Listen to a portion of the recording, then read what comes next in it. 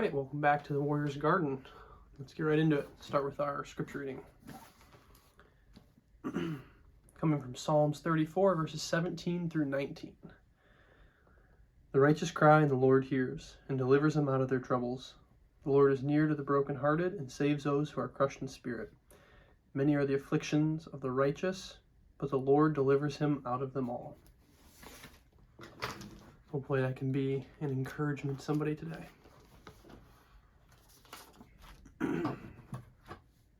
Clipboard, as you all know. Topic of today, I made a short on actually already, a YouTube short, talking about masculinity. So we're going to talk more about it. I think it's a valid topic that needed more than a minute. So hopefully this can be an encouragement to somebody. I know there's a lot of young men who don't know exactly what it looks like to be a man. Not that I know perfectly. I'm still figuring everything out. However, I think I have a pretty good idea and grasp on what it should look like and try and live that to the best of my capability. So first thing I want to cover is something you hear all the time. Is masculinity toxic? And no, it is not. If masculinity was toxic, then femininity would be toxic as well, or could be if masculinity could be. However, there's toxic people, toxic men, toxic women, not toxic masculinity and toxic femininity. So when you hear that, disregard it. There's toxic people. Quite frankly, our country right now needs strong masculine men who put Christ first. And also it needs strong feminine women that fill the role of a feminine woman and men that fill the role of masculine men. If we could clear those two things up in our country right now, I think we'd be in a much better spot. People would get their heads on straight and men be men and women be women. We'd be cruising down the road much more smoothly. But that is besides the point. Today we're talking about what exactly it means to be a man. So there's 5 things I've put together there and thought about this for a while that I think make you a man. Ultimately, the first one is the only one that matters. If you're incapable of doing everything else, you're capable of doing the first one. So, number 1, you need to fear God and you need to obey his commandments. Without that, nothing else really matters. And if you follow that, everything else will fall in place. And again, if you can't do the next 4, I know you can do that if you're watching this video.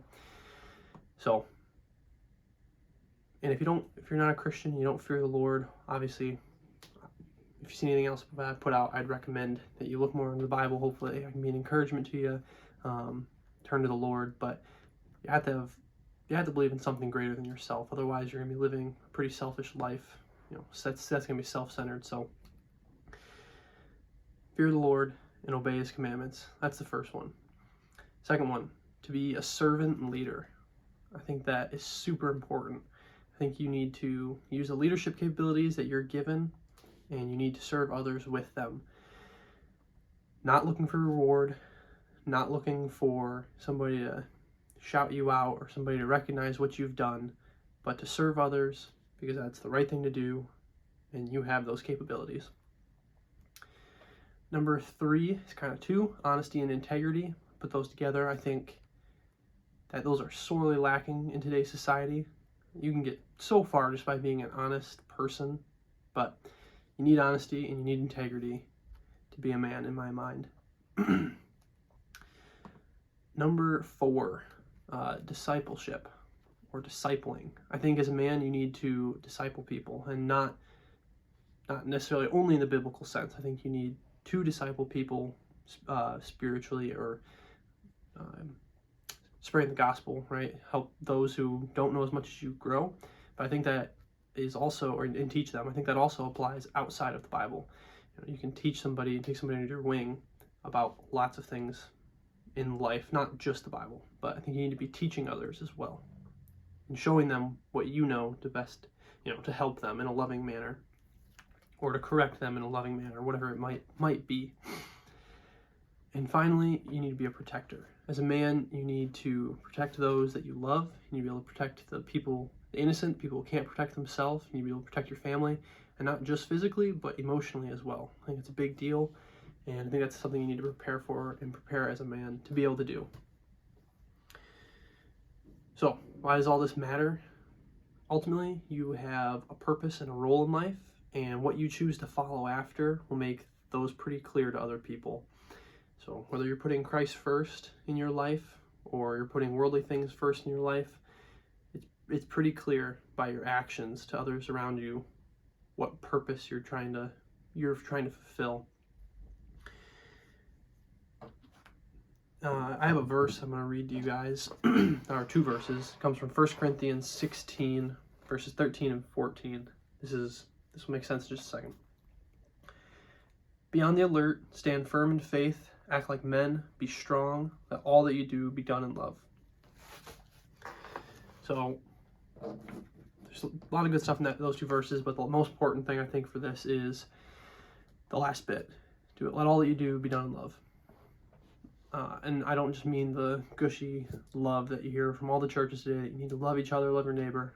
Of course, you need to do those. But love is a lot more than just that.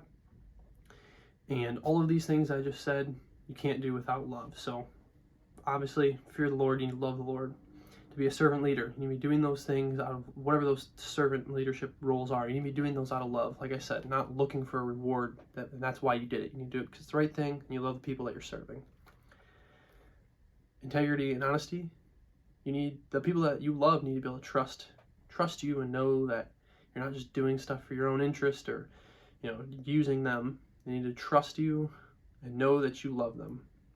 Discipling, like I talked about, you could be correcting somebody in love and teaching them. Why would you not want to share what you know that could possibly help someone else, especially when you're doing it because you love them? And then finally, protecting someone or protecting your family or whoever that is, that protecting role that you fill as a man. You're protecting someone because you love them. You don't just put yourself on the line physically or emotionally just for the sake of yourself. A selfish person is not going to do that. They're going to turn away from a hard situation. So, and most importantly, because Christ loved us first, and he calls us to love our neighbors, and we need to act in love.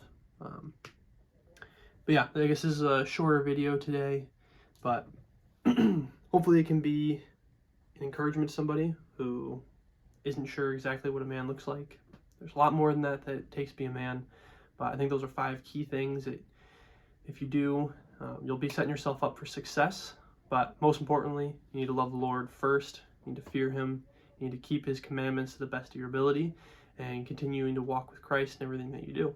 So, yeah, that's it for the masculinity video. Like I said, I know it's a little shorter.